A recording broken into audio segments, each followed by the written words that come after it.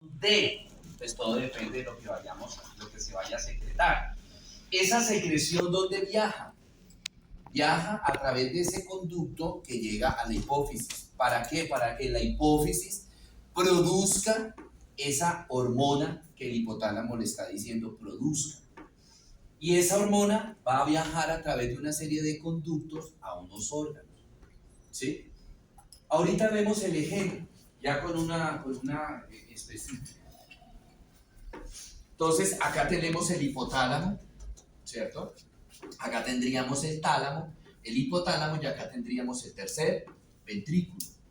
Entonces, mire, este es el cuello. Les están pasando estos conductos que el hipotálamo produce una sustancia estimuladora de una secreción, llega y esos conductos se distribuyen a toda la hipófisis. ¿Para qué? Para que la hipófisis reciba esta orden y empiece a liberar la hipófisis esa hormona, ¿cierto? Y de aquí viajará esa hormona a través de unos conductos hacia diferentes partes del cuerpo. Y ahorita cuando veamos las hormonas vamos a ver hacia qué partes del cuerpo va a llegar, ¿sí? La hipófisis se divide en dos partes, en una hipófisis anterior y en una hipófisis posterior. La hipófisis anterior también se llama adenohipófisis y la hipófisis posterior se llama neurohipófisis. Ese nombre adenohipófisis me está diciendo de la constitución. Entonces la adenohipófisis, la palabra adeno significa glándula. Entonces la constitución de la adenohipófisis será una constitución de tipo glandular y la neurohipófisis será de tipo nervioso, ¿sí?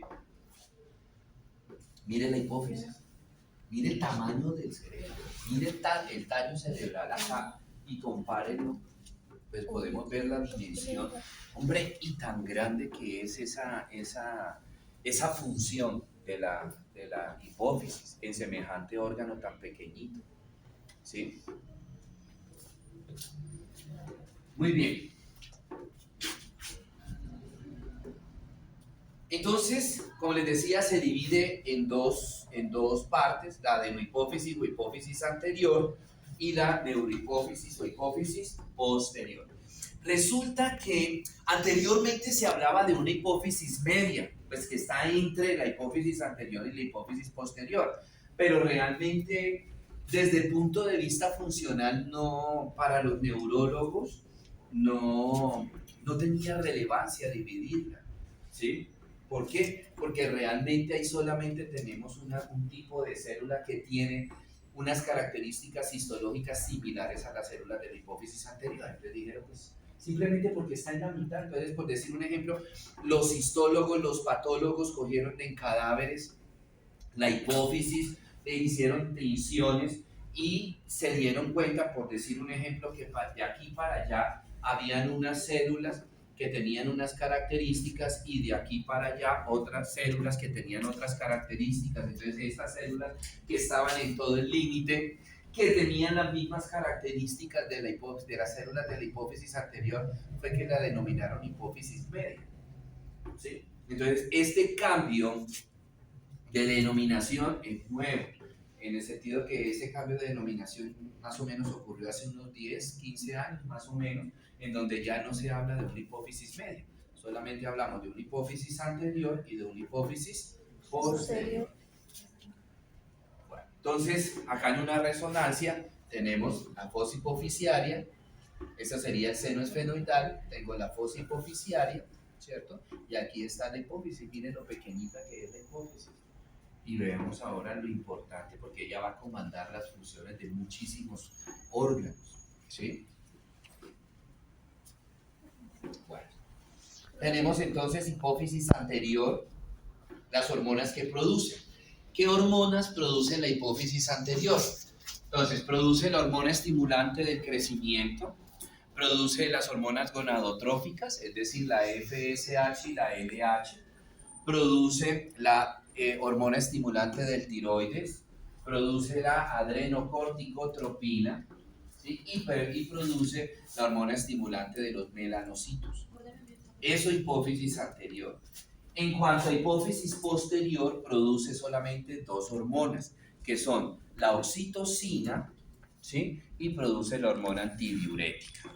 ¿Correcto? ¿Ya? Qué pena, ¿será que te puedo entregar el trabajo? Es que acabé de llegar. ¿Y por qué llegó tarde? Ay, profe, trabajo está horrible. Sí. Lo siento. Gracias. Oiga, hago una pregunta. Nosotros no habíamos programado un quiz para hacer un quiz. Nosotros en la clase un quiz de todo sistema nervioso. Bueno, comencemos. Bueno, en la hipófisis anterior hay un tipo de células que con la tinción normal de Giemsa captan el color, captan ese tinte, lo captan y se tiñen de rojo. Y esas células van a recibir el nombre de células acidófilas. Hay otras células que no captan el tinte y se quedan de un color azul, se captan de azul. Esas células son células basófilas, ¿sí? Entonces, empecemos a hablar de las hormonas. Vamos a hablar de cada una de estas hormonas. Entonces, empecemos a hablar por la primera, la prolactina. También es denominada la hormona luteotrópica, ¿cierto? ¿Qué hace esta prolactina? Estimula el crecimiento y el desarrollo de los acinos mamarios, estimula el crecimiento y el desarrollo de la glándula mamaria en la mujer. ¿Sí? La prolactina solamente se produce en la mujer. Por eso nosotros los hombres no tenemos crecimiento mamario. La glándula tiroides, la glándula mamaria en nosotros los hombres es una glándula sudorípara, ¿sí? Es una glándula sudorípara atrofiada. La definición de glándula mamaria es una glándula sudorípara modificada en una mujer. En nosotros los hombres es una glándula sudorípara atrofiada, ¿sí? No producimos prolactina en condiciones fisiológicas. Es decir, sí producimos prolactina, pero la cantidad de prolactina que nosotros producimos es mínima, de tal manera que ese poquitico de prolactina que producimos nosotros los hombres no alcanza a estimular el crecimiento y el desarrollo de la glándula mamaria. Ojo, estoy hablando fisiológica. Habrán algunas condiciones patológicas en nosotros los hombres en donde se aumente la producción de prolactina, ¿sí? Y en esos casos los hombres van a tener ginecomastia, crecimiento de la glándula mamaria en los hombres, ginecomastia, ¿sí? Por ejemplo, si tenemos un exceso de producción de testosterona, ese exceso de producción de testosterona puede estimular el aumento en la producción de prolactina y el hombre tener ginecomastia, ¿sí? Muy bien. Durante el embarazo, esa prolactina estimula la formación de la leche.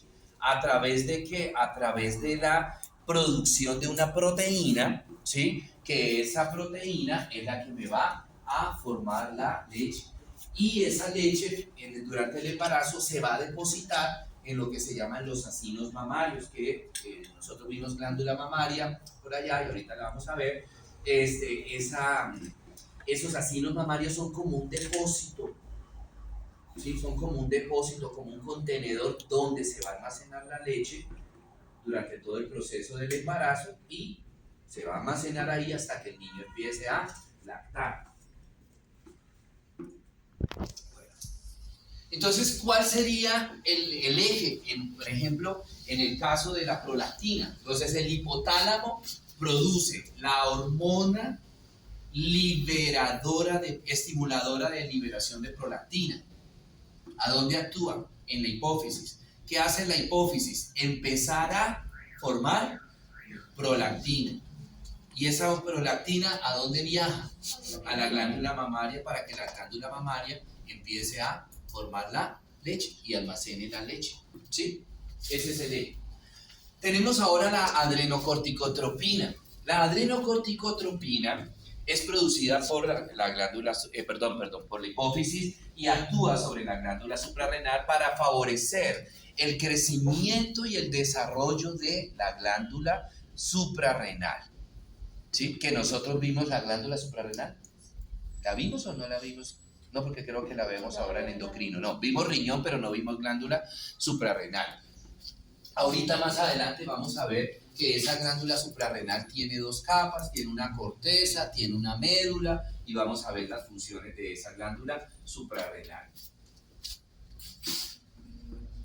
Hormona de crecimiento, la growing hormone, también denominada somatotropina. Esta hormona tiene la función de actuar en todas las células de nuestro cuerpo.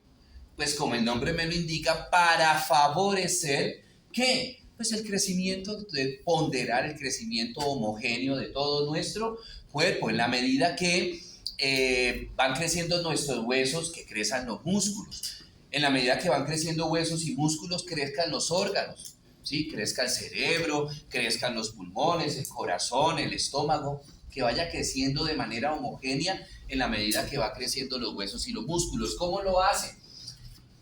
La hormona de crecimiento produce en la hipófisis un factor que se llama el factor insulínico de crecimiento. Y ese factor insulínico de crecimiento se va a transportar a la sangre hacia todas las células del cuerpo, ¿sí? Y en la medida que vaya llegando a cada órgano, entonces va a estimular el crecimiento de ese órgano. ¿Cómo? Entonces, por ejemplo, si este factor insulínico de crecimiento llega a los huesos, va a estimular que los osteoblastos maduren y se conviertan en osteocitos para que esos osteocitos formen más huesos y favorezcan el crecimiento de los huesos. Cuando ese factor insulínico de crecimiento llegue a los músculos, entonces se estimula a los mioblastos para que se conviertan en miocitos y esos miocitos formen músculo.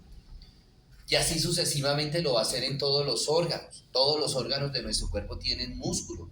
Entonces, en todos los órganos también van a llegar mioblastos. En todos los órganos van a llegar reticuloblastos. Bueno, va a llegar el factor insulínico para que se aumente la producción de mioblastos, de reticuloblastos, de fibroblastos, de condroblastos, en fin, todo. Y en esa medida que esas células van madurando, van a ir estimulando la formación de un nuevo órgano, no la formación de un nuevo órgano, sino el regeneramiento de un nuevo órgano para que ese nuevo órgano vaya ¿qué? Creciendo a medida que el cuerpo también va a ir creciendo. Va a favorecer la retención de calcio. ¿Para qué? Pues para favorecer el crecimiento de los huesos. Acuérdense que por allá cuando nosotros vimos hueso, hablábamos que ¿sí? Los osteoblastos maduraban y se convertían en osteocitos y esos osteocitos lo que hacían era reabsorber ese calcio que estaba en forma de ¿qué? Ese calcio estaba en forma de ¿qué? Vamos a ver si se acuerda alguien.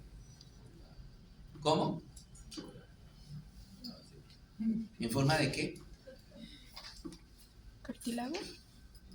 Hablan pasito, yo soy sordo.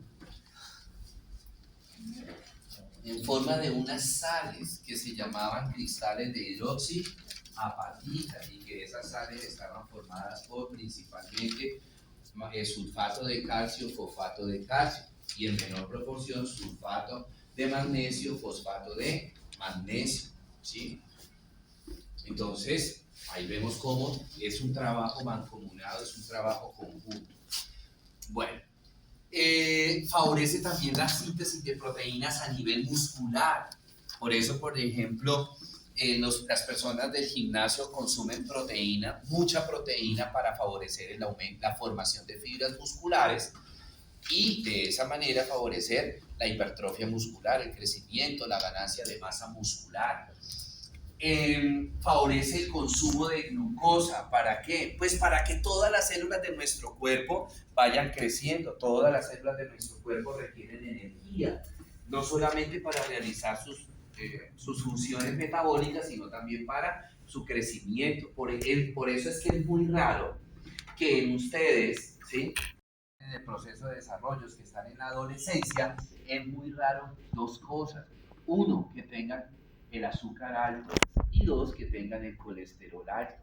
¿Por qué? Porque la hormona de crecimiento, como lo estamos viendo ahora, favorece la captación de esa glucosa para llevarla a todos los tejidos. Entonces ustedes se pueden dar el lujazo de comerse todos los días 1 kilo de azúcar y no se les va a subir una glicemia.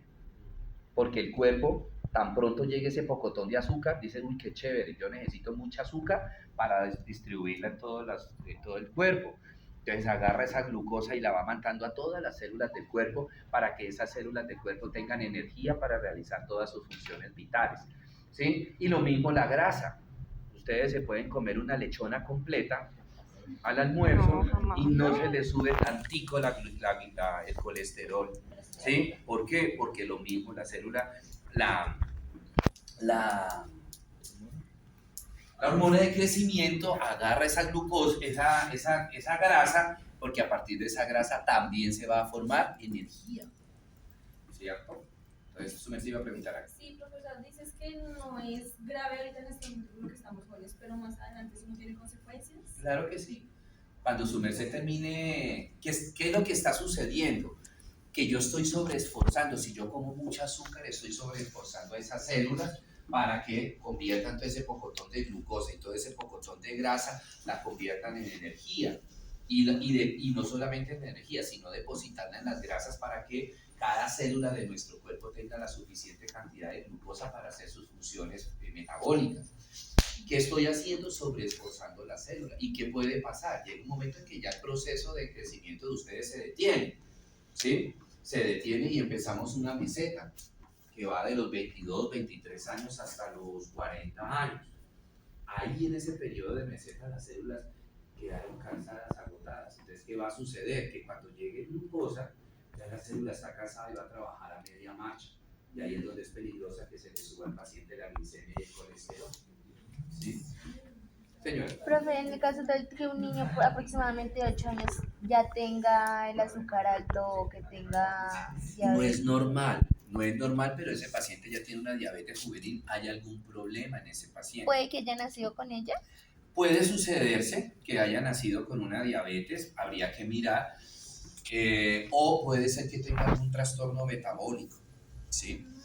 Que no es normal, entonces por eso se le desarrolla la diabetes, ¿verdad? La obesidad también influye, ¿cierto? Igual, se comporta de igual manera, ¿sí? Se comporta de igual manera, correcto. Bueno, muy bien, seguimos con la hormona de crecimiento, ya vimos lo de los huesos, la masa muscular, promueve la lipólisis, lipograsa, lisifructura, lo que hablábamos ahorita. Listo, ahora pasamos a la tirotropina, que es la hormona, también llamada hormona estimulante del tiroides. Ella va a favorecer, es que yo veo que no me está cayendo la gota. Yo siento que mientras que yo estoy en la conferencia, ustedes tienen la tarea de contar cuántas gotas caen. La tirotropina, hormona estimulante del tiroides. ¿Qué hace la tirotropina? Favorecer el crecimiento y desarrollo de la glándula tiroides. Y ahorita más adelante vamos a ver la glándula tiroides. ¿Para qué? Pues para que esa tiroides comience a producir T3 y T4, que ahorita cuando veamos tiroides. Ojo, la tirotropina la tirotropina no produce T3 y T4, sino que estimula la tiroides para que la tiroides produzca T3 y T4. Además, favorece la formación de una proteína que se llama la tiroglobulina, ¿sí? No les doy el cuento ahorita más adelante porque es un poco complejo. Y también va a favorecer la tiroides, la captación de yodo. Estas tres son funciones ¿de quién? De la tiroides, ¿sí? Son funciones de la tiroides. Lo que hace la tirotropina es estimular el crecimiento y desarrollo de esa glándula tiroides para que esa glándula tiroides haga esto. Correcto.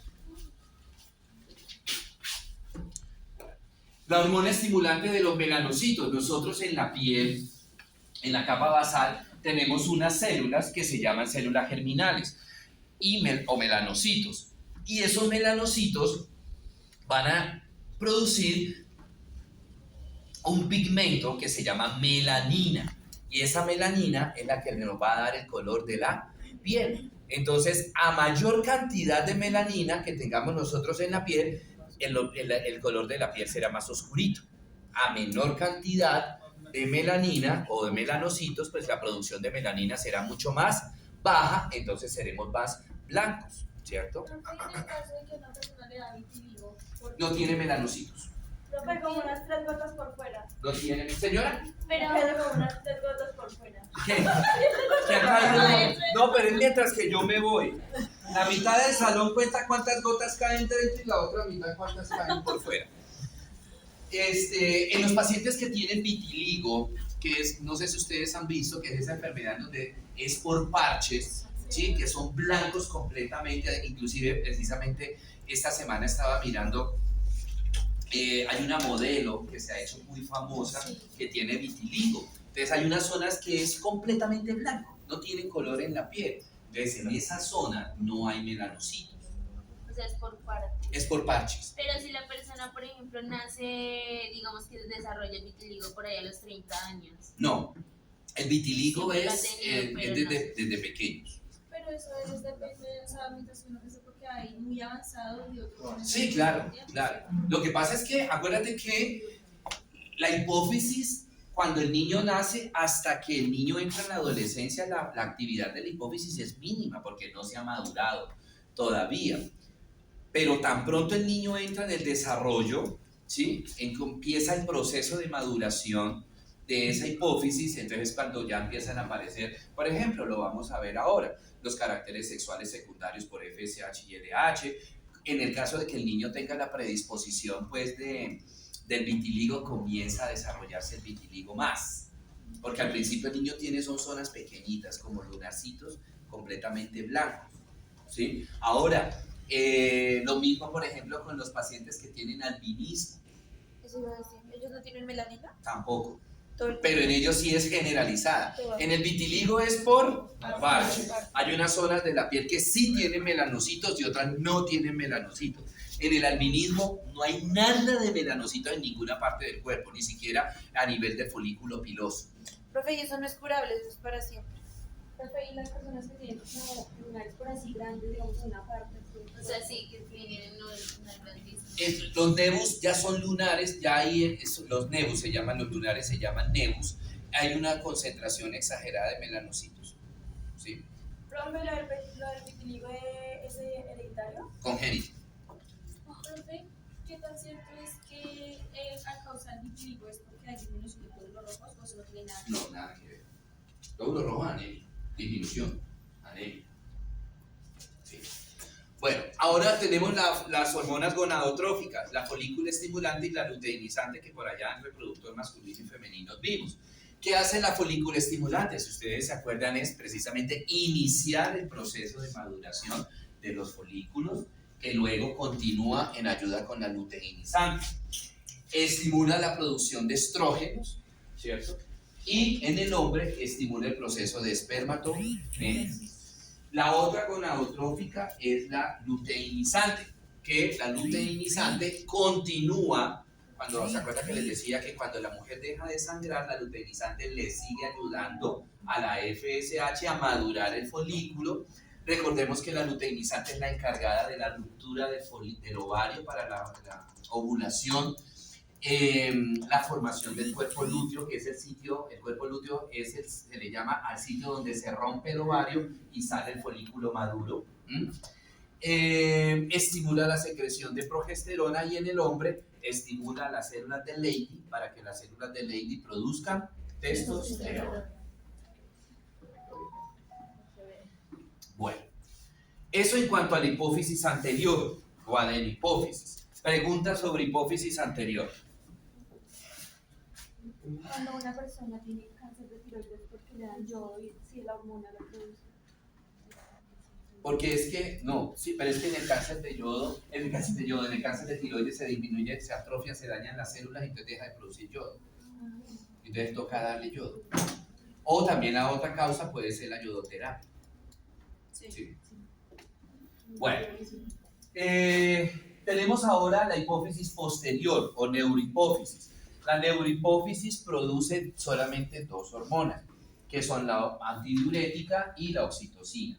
La antidiurética, también llamada vasopresina, antidiurética. El prefijo anti significa que no, lo contrario, ¿cierto? Entonces,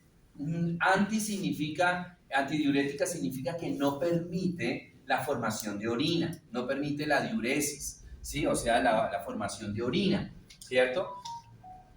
Esa es la función de la antidiurética. Entonces, por ejemplo, en un paciente cuando echamos bolita, pues ustedes no conocen ese proceso acá, lo más fuerte que toman es ponimalta. Agua. ¿Cómo? Agua con gas y para sentir el efecto de las burbujas, ¿cierto? Entonces, las cosas que son diuréticas, por ejemplo la cerveza, por ejemplo, eso sí yo sé que de pronto lo han comido, la papilla, ¿sí? Hay fruta, el melón, que son diuréticos, y cuando se consume medicamentos diuréticos que se le dan a los pacientes hipertensos, que se le dan a los pacientes cardiópatas, ¿qué es lo que hace ese medicamento? ¿Qué es lo que hace la cerveza? ¿Qué es lo que hace la patilla, el melón? Inhibir esta enzima, esta hormona. Si no hay antidiurética, se forma orina. Ahora, nos pasa en algunas ocasiones que tenemos ganas de orinar y vamos al baño y no podemos orinar. ¿Qué quiere decir? Que la antidiurética está ¿qué? Alta. Entonces, ¿qué me toca hacer para suprimir esa antidiurética? ¿Existen esos procesos? No, ya. Solamente piensas en eso, ¿sí? ¿Qué me toca hacer en esos casos? Inhibir la antidiurética. ¿Y cómo la inhibo la antidiurética? Entonces, ahí tenemos los efectos psicológicos. Entonces, abrir la llave o mojarse las manos, sentir el agua, ¿sí? Entonces, uno le pone, por ejemplo, los pacientes les ponen compresitas agua mojada en la región de la vejiga, o si el paciente se puede movilizar, uno lo lleva al baño, le abre la llave del lavamanos y le dice, mire el chorrito del agua. ¿Sí? Entonces, en ese momento se empieza a inhibir la antidiurética y en el momento que llega a los niveles más bajos de esa antidiurética, el paciente empieza a experimentar las ganas de orinar, ¿cierto? Aquí se aprende todos los días algo nuevo. No esté tan allá al lado de las oleas, en ese transporte activo de gérmenes. Señora, ¿qué cosa? La negación. Psicológico, son efectos psicológicos. Son efectos psicológicos. Bueno. Profesor, ¿qué hormona resulta afectada cuando la persona tiene cistitis? ¿Cómo? Resulta afectada es cuando tiene cistitis, No. o sea, esa no está afectada. La cistitis es un proceso infeccioso, pero la producción de antidiurética es igual, es normal. Profe, Señora. cuando uno tiene relaciones sexuales y pues, después de eso uno va al baño porque uno no puede orinar, o sea, se le tranca.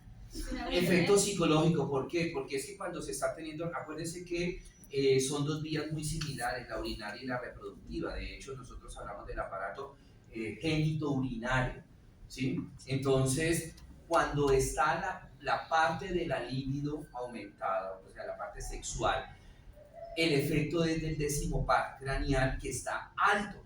Una vez que se tienen las relaciones sexuales, los niveles de la actividad, no niveles, la actividad del décimo par comienza a descender, pero muy lentamente. Y por eso el paciente, esto estimula la antidiurética, esto estimula que el paciente no pueda orinar, ¿sí? Es por eso que toca esperar a que lentamente la actividad del décimo par baje y en ese momento el paciente ya puede experimentar la sensación de diuresis, de tensión, ¿sí? Y la otra enzima que se produce en la neurohipófisis es la oxitocina. Esta sí solo la producen las mujeres, ¿sí?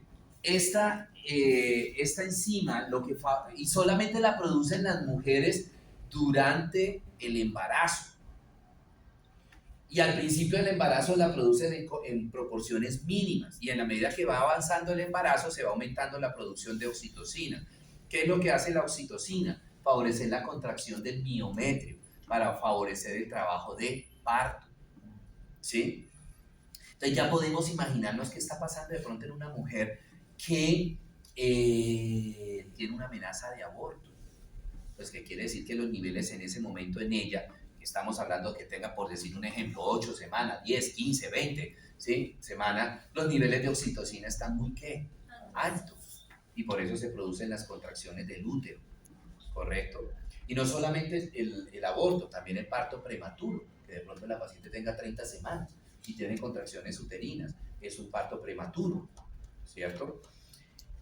Y fuera de eso, la oxitocina favorece la salida de la leche, ¿sí? En la lactancia. Quien produce la leche es la prolactina. La prolactina llega y la almacena en los acinos mamarios y ya.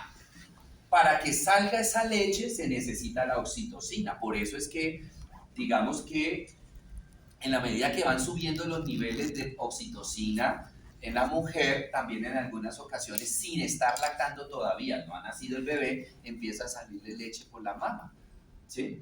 Porque hay una producción alta de prolactina y una producción alta de oxitocina. ¿Quién estimula, después de que el niño nace, quién estimula la producción de oxitocina? La succión del pezón, ¿sí? Entonces, la oxitocina me generó el trabajo de parto. Se empezó a liberar grandes cantidades de oxitocina que llegan al músculo miométrico, ¿sí? Empieza ese miometrio a contraerse, se produce la salida del bebé, se produce el expulsivo y se produce también el alumbramiento. El expulsivo es la salida del bebé, el alumbramiento es la salida de la placenta, ¿sí? Inmediatamente ¡pum!, se pega un bajón en la oxitocina, ¿sí? Especialmente el bajón de oxitocina se experimenta una vez se produce el expulsivo, ¿sí? Entonces, se baja bastante la oxitocina, pero yo necesito que salga la placenta, necesito el alumbramiento. Entonces, uno que le manda a las mujeres, sóbense los senos, las mamas, cuando están ahí en el trabajo de parto, sóbense las mamas y ese sobarse, ese masajearse las mamas es el efecto como si fuera la succión del bebé. Entonces, nuevamente comienza a producirse la oxitocina y comienza otra vez el miometrio a contraerse y se va desprendiendo la placenta y se produce el alumbramiento. Más o menos el periodo de tiempo para el alumbramiento es 20 minutos después del expulsivo. Listo, salió la placenta, otra vez los niveles de prolactina se bajan. A las 3 horas de haberse producido el nacimiento, entonces se produce la lactancia. Le ponen al bebé para que empiece el bebé a succionar el pezón y ese es el estímulo para que nuevamente los niveles de oxitocina comienzan a subir. En ese momento que los niveles de oxitocina comienzan a subir, se empiezan a contraer los acinos mamarios y empieza a salir la leche. Profe, pero cuando la mujer, la mamá no puede dar leche. ¿Por qué? Puede ser porque la producción de prolactina durante el embarazo fue muy baja. Puede ser porque de pronto la producción de prolactina fue normal, pero tiene pezón invertido. Puede ser porque todo esté normal, sino que tenga una mastitis, una inflamación, una infección. Profe, si dura, por ejemplo, aproximadamente una semana para que ¿Cómo? bote la leche. Cuando dura aproximadamente una semana para que comience a expulsar la leche. O sea, ¿a qué se debe? La producción de prolactina fue baja y una vez que comienza la oxitocina a aumentarse, estimula también a la prolactina para que la prolactina se aumente y se aumenta la producción de leche. Porque Sí. una mamá no se puede levantar de una silla y decir, quédese ahí apenas dio luz. No se Hombre, puede porque es que en el sentar. expulsivo y en el alumbramiento hay pérdida de sangre y eso le puede generar hipotensión y se puede caer la paciente. Y porque el semen en las últimas semanas provoca el parto. El semen tiene dentro de las proteínas y las enzimas que tiene el semen, ¿Cómo así? actúan sobre el miometrio. Actúan sobre el miometrio para ayudar a la expulsión, que sea más fácil la contracción del miometrio. Entonces, por eso es que, por ejemplo, se le puede decir a la paciente que es una pregunta muy frecuente cuando van al ginecólogo y le dicen, bueno, doctor, ¿hasta cuándo puedo tener relaciones sexuales con mi esposo? No, puede tenerlas durante todo el embarazo porque el semen le va a ayudar a que las contracciones sean más favorables. Ahora, por eso es que tampoco se aconseja que durante el embarazo, en el caso de las primeras semanas de gestación, tengan relaciones sexuales muy frecuentemente, porque eso puede estimular el aborto. ¿Sí? Entonces sí, pueden tener relaciones sexuales, pero digamos no muy seguidas, no diariamente o 3 veces al día, no. No, hay gente que Desayuno, almuerzo, comida. Yo no sabía que se podía tener relaciones Bueno. durante el embarazo. Ok. Bueno, sí. Entonces acá tenemos las diferentes hormonas que se producen por la ¿Cómo lo adenohipófisis y por descubriste? la neurohipófisis, ¿cierto? Bueno. Entonces lo que les decía, en el hipotálamo se produce la hormona liberadora de gonadotrofina o de adrenocorticotropina o de tirotropina, en fin, ¿sí? ¿Y dónde va a actuar esta hormona liberadora? En la hipófisis. ¿Y qué hace? Pues estimula la producción de esa hormona que va a actuar en un órgano determinado que ya hemos visto un poco. Bueno, muy bien. Nuevamente aquí tenemos la hipófisis, este es el seno esfenoidal, acá tenemos la hipófisis, la fosa hipofisial. Bueno, muy bien. Acá tenemos los conductos a través de los cuales viaja, este es el hipotálamo, la secreción de la hormona liberadora que va a llegar o a la adenohipófisis o va a llegar a la neurohipófisis. Listo. Preguntas, dudas, inquietudes. ¿Rubecho? ¿Qué horas son? Faltan 10. Sí, chicos, dejemos ahí por lo que les comentaba. Entonces nos Tenemos vemos de en casa a una las hora. 9. ¿Alguien se va a quedar acá para ver si yo dejo las cosas acá? ¿Sí? Listo. Entonces me llevo esto, dejo esto. No es muy frecuente, pero los pacientes que tienen ginecomastia, que en su momento hagan ginecomastia, esos pacientes entonces tienen el antecedente de la ginecomastia, tienen una predisposición de desarrollar cáncer de mama. Predisposición, no es que sí o sí van a hacer cáncer de mama, no, es una predisposición. Bueno. ¿Cómo está constituida la mama? Entonces la mama está constituida por principalmente dos cosas: tejido adiposo, o sea grasa, y tejido glandular. Y además de esto, dos estructuras que son el pezón y la areola. Muy bien, el tejido adiposo quizás es uno de los componentes mayores de la glándula mamaria.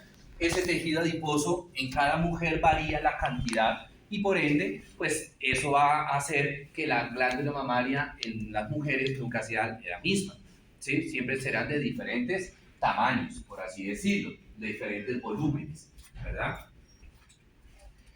El tejido, hay un ligamento en la parte posterior de la mama pegado al músculo pectoral mayor que se llama el ligamento suspensorio. Ese ligamento suspensorio es el que se encarga de que en la mujer la mama, digamos que sea derecha, por así decirlo.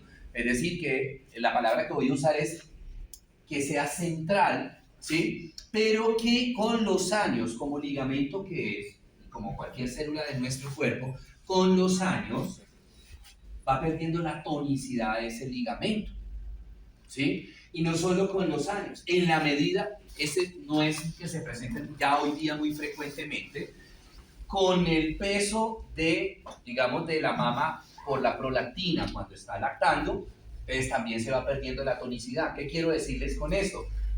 Que antiguamente, de repente nuestras abuelitas, no sé, de pronto ustedes son muy jóvenes, no sé, los papás, las familias eran multíparas, ¿sí? Eran familias súper numerosas. Entonces imagínense, por ejemplo, les cuento el caso de mi abuela, 19 hijos, ¿sí? Eso sí, de verdad no conocieron el televisor, ¿verdad? Pues imagínense 19 y 2 abortos. De todas maneras, ¿sí? La mama se llenó de leche y eso pesa y favorecía que se perdiera digamos, la tonicidad del esfínter, y por eso las mamas se tornan péndulas, o sea, se caen la glándula mamaria por la pérdida de la elasticidad o la tonicidad de este ligamento suspensorio. Muy bien. Para el ligamento suspensorio no hay cirugía.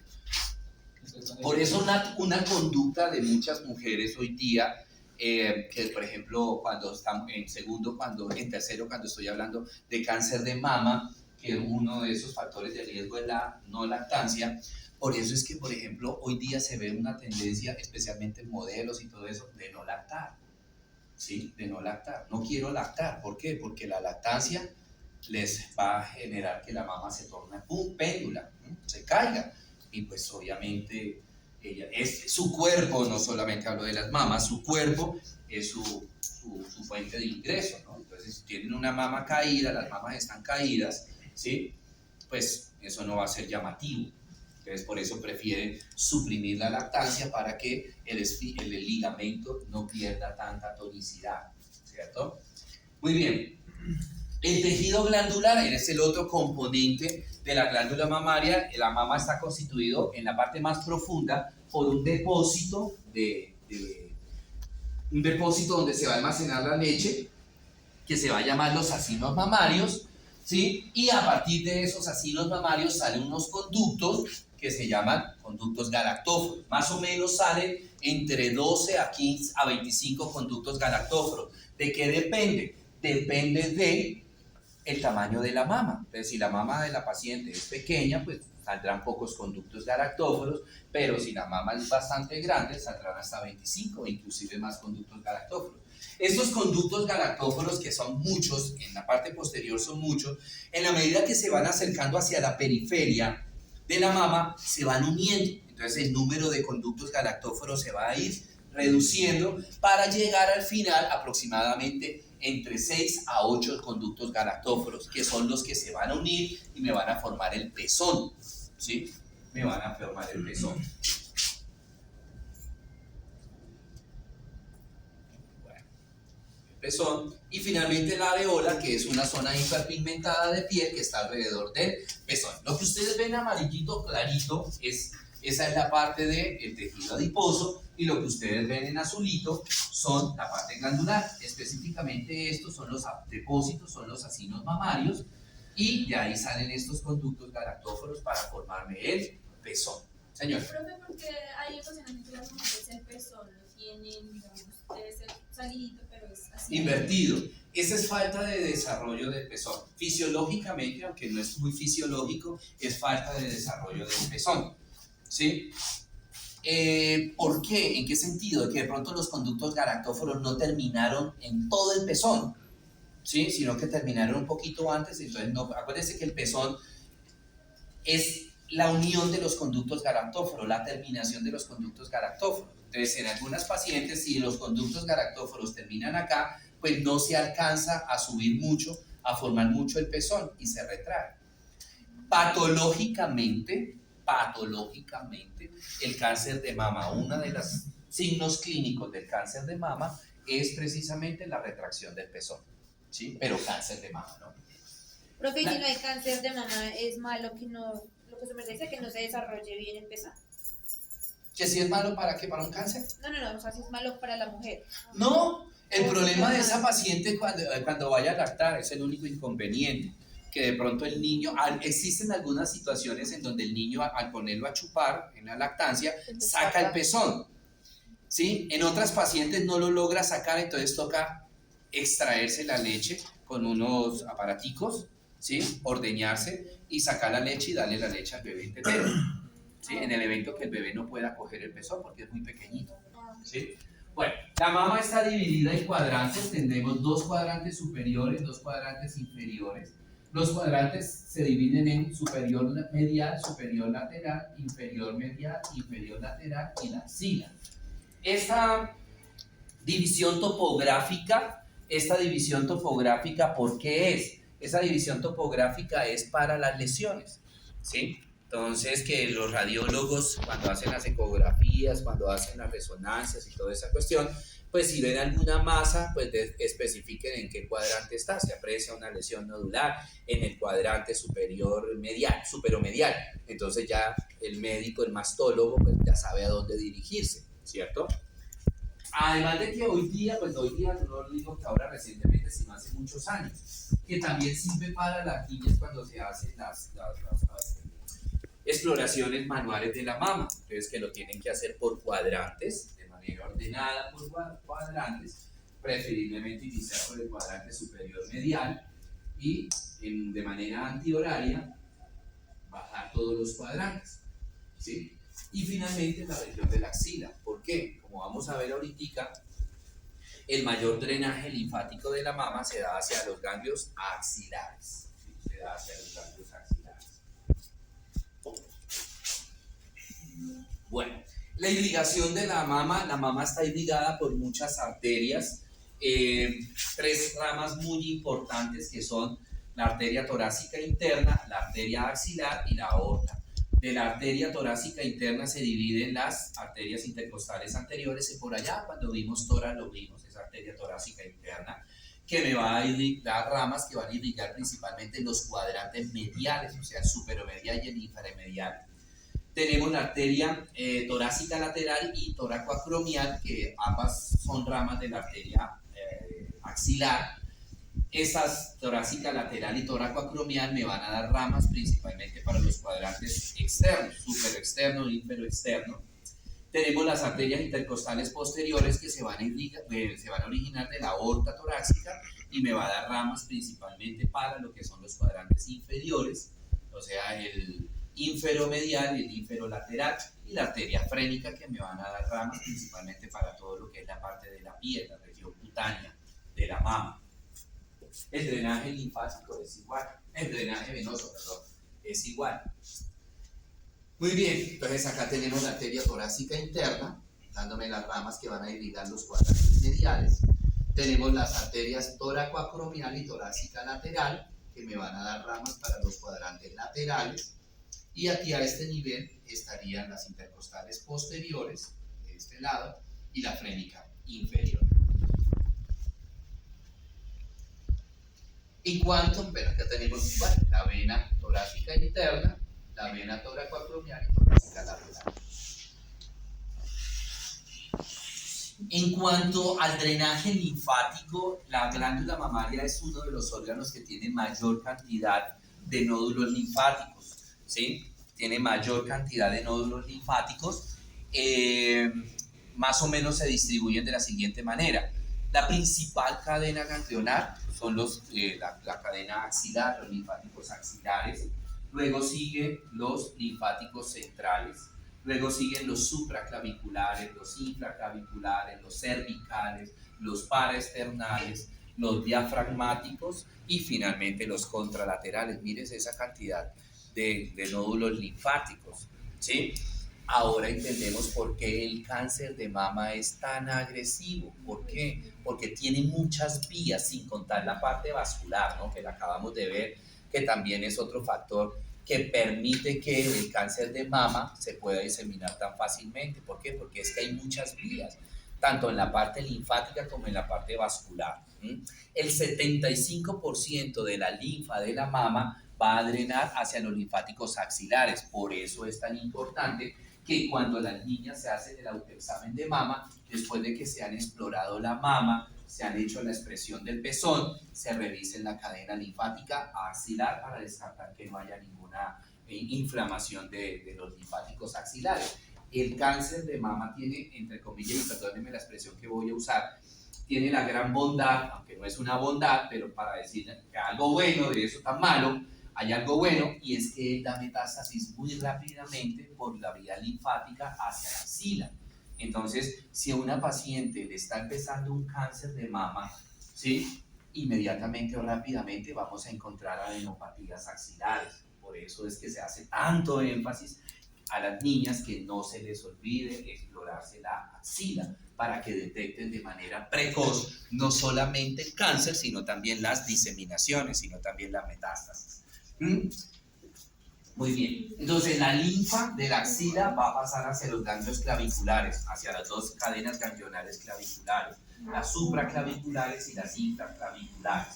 Luego de ahí pasa hacia los linfáticos subclavios, ¿sí? Y finalmente, pues dependiendo de dónde están, pues pueden pasar hacia el conducto linfático o hacia el conducto torácico. El 25% ya de la linfa, o sea, la linfa restante, va también a drenar de manera directa hacia los linfáticos supraclaviculares, hacia los paraesternales, hacia los epigástricos y hacia los subdiafragmáticos, ¿sí? Y a los contralaterales, ¿sí? Hacia los contralaterales. Esos linfáticos contralaterales también son muy importantes que el médico los explore, y de esa manera podemos entender por qué si una paciente tiene una lesión cancerígena, por ejemplo en la mama derecha, con los años le puede aparecer en la mama izquierda a través de los linfáticos contralaterales. Entonces acá tenemos, estos serían los linfáticos contralaterales, los axilares, los centrales, supraclaviculares, aquí estarían los infraclaviculares, hacia este nivel estarían los subclavios, los cervicales, tanto superficiales como profundos, ¿sí? Aquí estarían los paraesternales y aquí estarían los frénicos o subdiafragmáticos. Aquí se ve mucho mejor los paraesternales, se ven los contralaterales, ¿sí?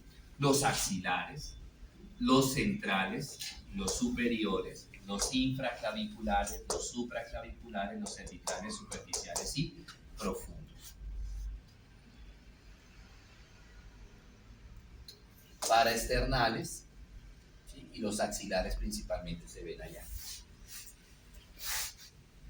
Bueno, pregunta sobre mama. Pasemos a la tiroides.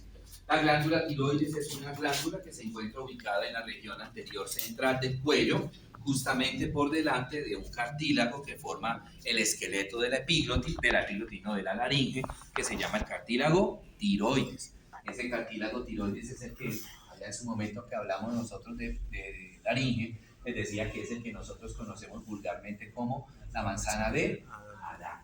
Esa glándula tiroides tiene dos lóbulos tiroideos, uno izquierdo, otro derecho, unidos formándome un repliegue que recibe el nombre de el istmo tiroideo, ¿correcto?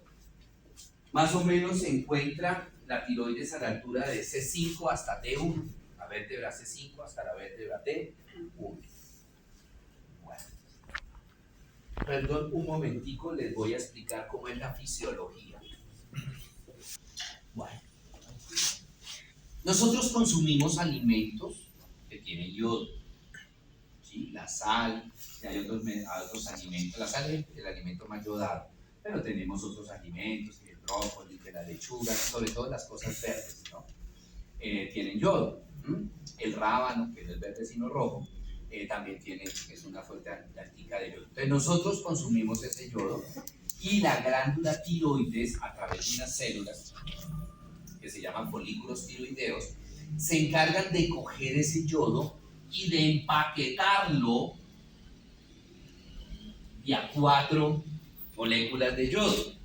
Y eso es lo que se va a llamar tetrayodotironina o T4. ¿Sí? T4. Y ese T4 se almacena en los folículos tiroideos. Esa tetrayodotironina también recibe el nombre de tiroxina. ¿Qué pasa? Que la hormona de crecimiento, hasta el factor insulínico de crecimiento, estimula que la tiroides también se produzca una proteína que se llama la tiroglobulina. Por ahí lo mencionamos hace un ratito. ¿Sí? Esa es una proteína. En la medida que las células, todas las células de nuestro cuerpo, necesitan el yodo para realizar sus productos de metabolismo celular, en la medida que se va necesitando por parte de las células, la tiroglobulina estimula a que esto se desayonide. ¿Qué significa desayonide o desayonidación? Que pierda un radical yodo. ¿Sí? Desde aquí de estas 4 bolitas de yodo se suelta una. ¿Cuántas me quedan? 3. Porque no falta que diga 5.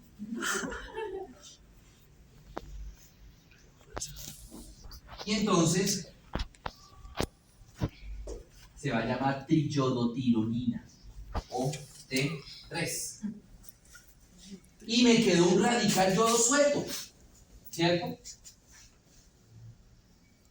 Me quedó un radical yodo suelto. ¿Qué le pasa a ese radical yodo suelto? Lo coge la tiroglobulina y se lo lleva. ¿A dónde se lo lleva? A una célula del cuerpo, en cualquier parte de nuestro cuerpo, a los músculos, a los huesos, al estómago, al pulmón, al corazón, al duodeno, a la vejiga, a cualquier parte de nuestro cuerpo. ¿Sí? Eso es como funciona la tiroides. ¿Correcto? Seguimos comiendo cositas con sal, seguimos comiendo cositas con yodo. Entonces, lo que hace el folículo tiroideo a través de la tiroglobulina es coger, venga, ustedes 4, únanse en acá y formen ¿qué? La T4. La T4. ¿Cierto? Y llegó la tiroglobulina y le dice, ustedes suéltese que me la necesito llevar. Quedaron ellas 3 solitas, triyodotironina. La tiroglobulina se lleva ese yodo para una célula del cuerpo. Y después llega más yodo, dice, ay, aquí hay 3, me voy a pegar a ellas. Y entonces, ¿qué se formó ahora? Y así sucesivamente. ¿Sí? Aquí no es como usted dijo ahorita, no, es que me cae mal ella. Todas se quieren, todas te queremos, ninguno te odiamos. ¿Sí? Eso. Así es como funciona la tiroides. Y por allá en patología, si Dios quiere, si nos da vida, si seguimos trabajando acá, pues vamos a ver las patologías de la tiroides, o que haya mucha producción de T4, hipertiroidismo, o que haya muy poca producción de T4, hipotiroidismo. Profe, ¿por qué hay más probabilidad que cáncer de tiroides? ¿Cómo? ¿Por qué hay la probabilidad de que cáncer de tiroides? 1, la predisposición, y 2, también la vascularización, y 3, hoy día hay muchas cosas exógenas que están predisponiendo a la mujer, sobre todo a la mujer, al cáncer de tiroides. ¿Cuál creen ustedes que es ese factor, esa situación exógena que independiente de la herencia, ¿no? Ojo, hago una aclaración y si Dios quiere el año entrante, el semestre entrante me van a escuchar. Los cánceres no son hereditarios, lo que se hereda es la predisposición, no la enfermedad. La predisposición, ¿sí? Que si yo a esa predisposición le agrego otros factores, pues la probabilidad de que yo sufra de ese cáncer va a ser ¿qué? Cada vez más alta. ¿Sí? Eso. Entonces, ¿cuál es ese factor exógeno que sumado, perdón, ya ahorita le doy la palabra. ¿Cuál es el factor exógeno que sumado a la predisposición hace que la mujer tenga mayor riesgo de sufrir cáncer de tiroides? Por aquí lo estoy viendo, a ver, sí, ya vi 1, 2, 3, 4 factores de riesgo. 4 personas con ese factor de riesgo. ¿Cuál es? Sí, factor de riesgo. Comer, Profe, cuando dices masticar mucho. Señora, Masticar demasiado. profe, cuando dices predisposición, ¿qué es? probabilidad de que yo sufra el cáncer. El celular. Uno, dos. De pronto por la Vea, mala sí, que alimentación. sí. Mire cómo era Daniel. No, pero yo lo veo todo aquí bien alimentado. Yo no veo la viejo. Ustedes se alimentan mejor que uno. Mire, para la muestra un botón. ¿Cuál es ese factor de riesgo? ¿Los aretes? No. Estoy mirando que quiera yo. ¿Ah? No. Yo no lo veo fumando. El Que ni los vea yo fumando delante de mí. Señora, no.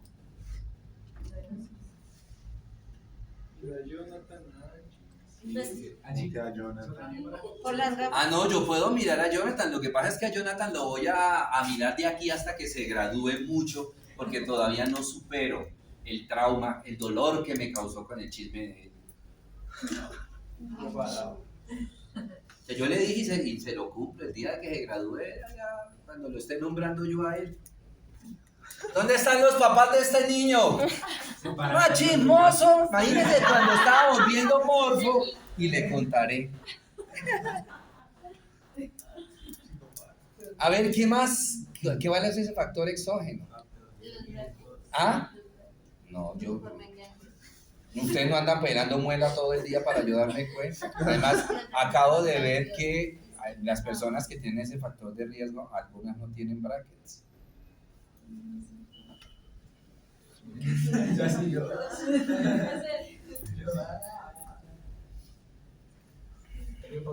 Lo hacen frecuentemente. Anteriormente lo hacían mucho las mujeres, hoy día lo hacen mujeres y hombres. ¿Qué? Duro. Pintarse el cabello. Más duro. Tinturarse el cabello. ¿El qué? Tinturarse el cabello. ¿No ve que eso es a base de yodo? Y en algunas ocasiones, ustedes las mujeres saben, bueno, ustedes los hombres también, porque usan primero una sustancia decolorante que tiene yodo y luego el tinte que tiene yodo. Ahora, primero, que cuando se hacen esos procedimientos, yo lo digo así, de esta manera coloquial, ya quedan esclavizados a seguir haciéndoselos no sé cada cuánto, 3, 4, 6 meses. Y fuera de eso, ¿cuánto tiempo duran ustedes con el tinte puestos ahí? 20 minutos, media hora. Y el cuero cabelludo tiene mucha vascularización y absorba ese yodo. Exacto, ¿para dónde se va ese yodo? Para tiroides.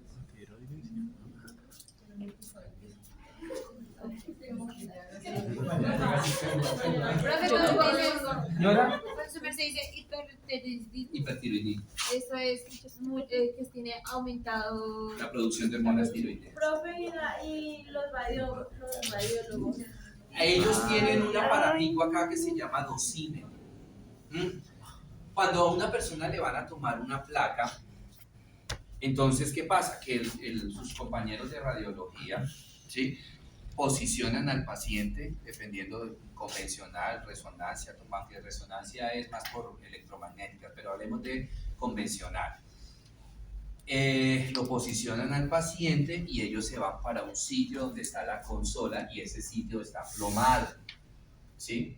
Entonces, algo atenúa la radiación. El problema, ¿cuál es? Que se tomó la placa y queda radiación en el ambiente. El paciente se va y el tecnólogo queda ahí, ¿sí? El tecnólogo sale después de tomarle la placa, listo señora, que no sé qué, ya puede, venga, le ayuda a bajarse, y esa radiación, ¿de cuántos pacientes al día puede ir, sí, sumando? Puede no, va a ir sumando. Entonces, ¿qué pasa? Que el dosímetro le va sumando esa radiación. Y en el mundo, los tecnólogos son los únicos que tienen 2 vacaciones al año. Sí, por el tema de. Por la Por la radiación. radiación. Y se pensionan más temprano. Más rápido. ¿Sí? Entonces, tan pronto al tecnólogo le ve que está llegando al umbral máximo, lo mandan a vacaciones. ¿Sí? Los mandan para vacaciones, para que se desintoxique el cuerpo. ¿Correcto? Bueno, la tiroides está irrigada entonces. La tiroides está irrigada entonces por la arteria tiroidea superior, que es rama de la carótida externa, y por la arteria tiroidea inferior, que es rama del tronco, de este tronco que se llama el tronco costo-cervical. Bueno, ya vimos la función que hablábamos ahorita, ¿sí? Tenemos ahora las glándulas paratiroideas. Las glándulas paratiroideas son unas glándulas como a manera de lentejitas que se encuentran en la parte posterior de los lóbulos tiroideos. La función de esa glándula paratiroidea es producir una hormona que se llama paratormona o calcitonina. Y la función de esa paratormona es regular los niveles de calcio en sangre. ¿Sí? ¿Alguno de ustedes tiene un familiar que tenga osteoporosis? ¿Y le están dando calcio? ¿Hace cuánto? ¿Cómo cuántos? 5 o 4 años. ¿Y no se ha curado? ¿Y no se va a curar? ¿Por qué? Hombre, yo estoy pensando en el calcio que ella está consumiendo, pero hay que tener en cuenta que las células de esa persona, ¿cuántos añitos tiene? 77. ¿Cómo estarán las glándulas las células de esa persona? ¿Como las células de ustedes? No, están deterioradas. Y entonces la producción de paratormona en esa paciente estará como la de ustedes, ¿o estará disminuida? Disminuida. ¿Qué saco yo con darle calcio? ¿Qué saco yo con darle calcio si no le aumento la producción de paratormona y no hay medicamentos que me aumenten la producción de paratormona? O sea, ese tratamiento es como por... O sea, que más o menos a qué edad puede funcionar el calcio. A ninguna. Porque la que regula la concentración de calcio tiene la paratormona, y si ya la paratormona está vieja. La paratormona es la que agarra el calcio y se lo lleva para los huesos. Y si usted tiene 1000 moléculas de calcio y apenas tiene 300 de paratormona, el medicamento que el paciente está tomando es que paratormona, calcitonina o calcio. Que yo puedo meterle 1000 más de calcio, entonces le quedan 1700, pero si apenas tengo 300 de paratormona, ahí se va a seguir acumulando ese calcio. Y se puede ir para el riñón o se puede ir para el colon. Riñón, cálculos, colon, estreñimiento. En ese caso, ¿es mejor no tomar calcio? Profe, No le respondo porque no me quiero meter en luz. profe, ¿es verdad que la tiroides puede afectar a cualquier parte, a cualquier órgano del cuerpo? Claro, ¿no ve que la tiroides a través de las hormonas tiroideas interviene en todo el metabolismo de las células de nuestro O sea, a los ojos también. cuerpo? Todo. Porque hay una... Todas las células de nuestro cuerpo necesitan yodo para poder hacer su metabolismo celular. Porque dicen que hay una tiroides que engorda y la otra que El hipertiroidismo adelgaza, el hipotiroidismo engorda. Bueno. Aquí miren, por detrás tengo las paratormonas. Tengo la glándula paratiroidea. No se alcanzó ni a escribir. Bueno, muy bien. Ustedes tuvieron break muy largo, me regalan para ir a chichiciar. Claro, profe. Porque es que ya la boca me estaba champaña.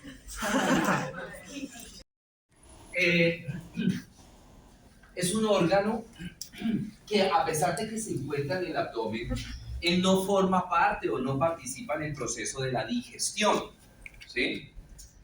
No participa en la digestión. ¿Por qué? En términos generales, él tiene dos grandes funciones, una función hematopoyética y una función linfóide. ¿Sí? Y ahorita veamos en qué consiste eso. Este órgano, el vaso, se va a encontrar ubicado a nivel del hipocondrio izquierdo. ¿Sí? Justamente por debajo del músculo diafragma, al lado del estómago. ¿Sí? De la curvatura mayor del estómago, y de hecho se relaciona con la curvatura mayor del estómago el vaso a través del ligamento gastroesplénico. Se relaciona también con el páncreas. Si ustedes se acuerdan que la cola del páncreas termina a nivel de la parte central del vaso, a través del ligamento pancreato esplénico, y se relaciona también con el colon transverso a través del ligamento esplenocólico, y se relaciona también con el riñón izquierdo a través del ligamento espleno-renal, ¿cierto?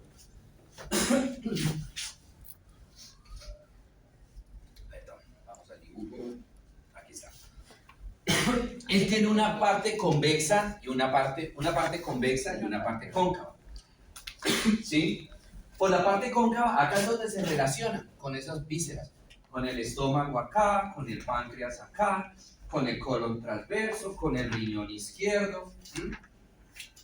Tiene pues, la parte de la circulación, la arteria esplénica, que recordemos que las arterias esplénicas, ¿de dónde raman? Así, rapidito, tienen que decírmelo ya. Del tronco celíaco, del tronco celíaco. Y la vena esplénica, ¿sí? La vena esplénica, acuérdense que ella se une a la mesentérica inferior para formar el tronco espleno-mesentérico, y ese tronco espleno-mesentérico se une con la mesentérica superior para formarme la vena. ¿Cuál vena? ¡Pablo! ¡La vena Quaker! ¡La vena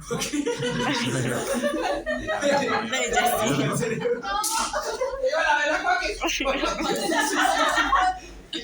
¿La qué? Sí. Duro. La porta.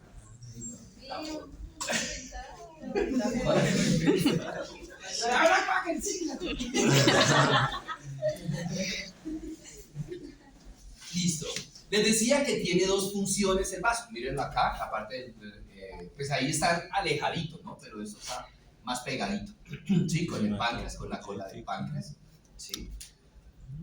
Ahí tenemos la vena esplénica, esta, uniéndose con la mesentérica inferior para formarme el tronco espleno-mesentérico, y este tronco espleno-mesentérico unirse con la mesentérica superior para formarme la aorta.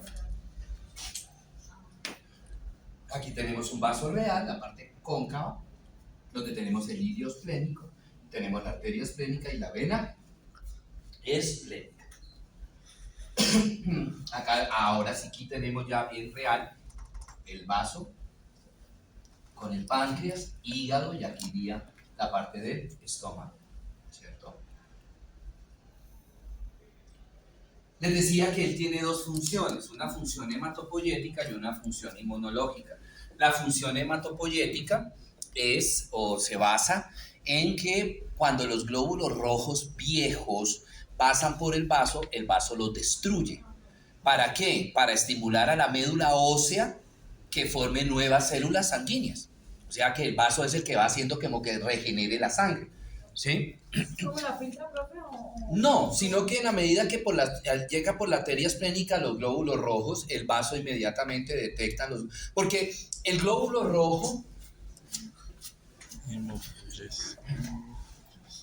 El glóbulo rojo es bicóncavo.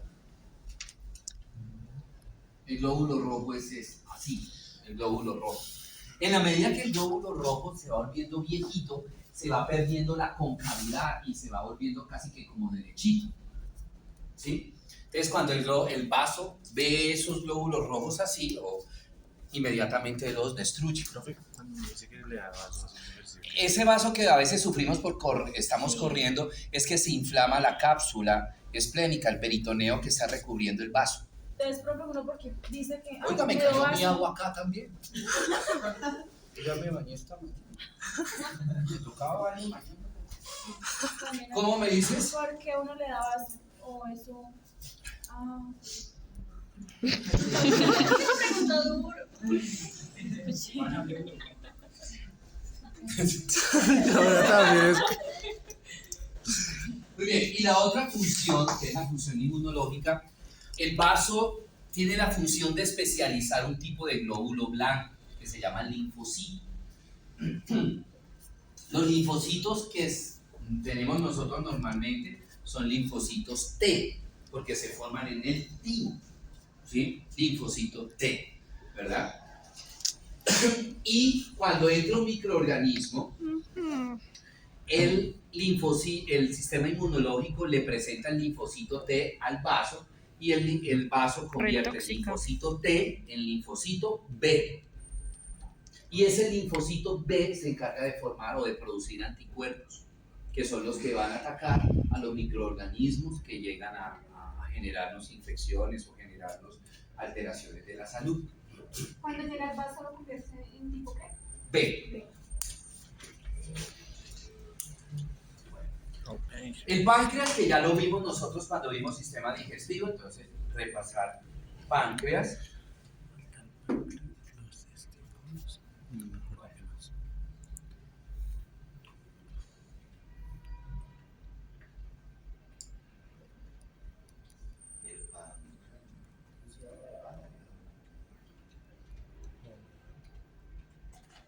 La glándula suprarrenal, arriba, renal, riñón. Entonces son unas glándulas que se encuentran en la parte superior de cada riñón, tanto del riñón izquierdo como del riñón derecho. Las dos glándulas suprarrenales no son iguales en cuanto a la forma, ¿cierto? La glándula...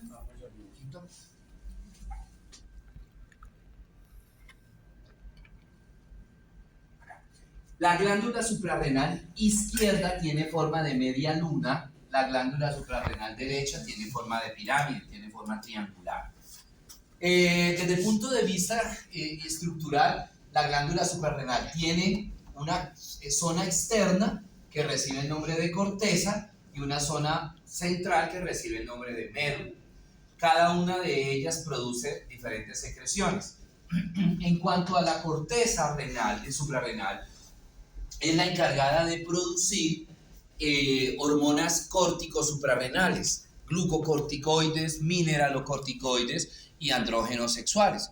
O sea, esos glucocorticoides, esos mineralocorticoides son los esteroides endógenos que el cuerpo produce. Y la médula suprarrenal, aparte de la médula suprarrenal, produce las denominadas catecolaminas, que son la adrenalina y la noradrenalina, ¿cierto?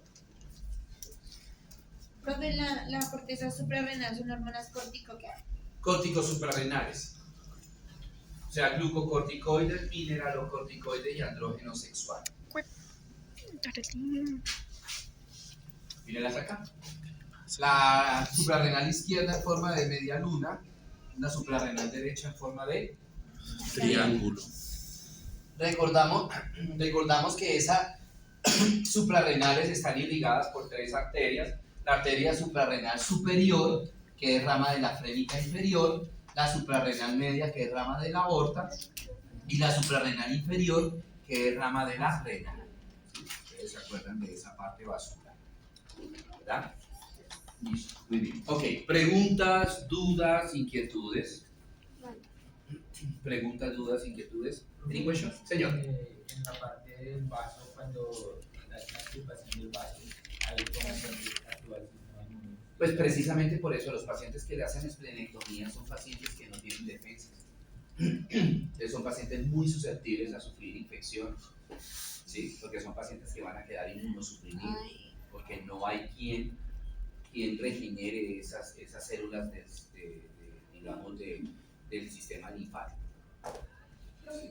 Cuando el vaso no se palpa, ¿verdad? Cuando sí se palpa, porque Está crecido, hay un esplenomegalia. Está crecido, que puede ser por infecciones, puede ser por tumores, puede ser por parásitos, ¿sí? Puede ser por microorganismos, cualquier tipo de microorganismo. Okay. ¿Preguntas? ¿No question? Bueno, dejamos hasta ahí. Chicos, Profe, antes Señor. de que siga, los testículos no entran en... sí, pero como ya vimos reproductor, se va a estudiar testículo y ovario.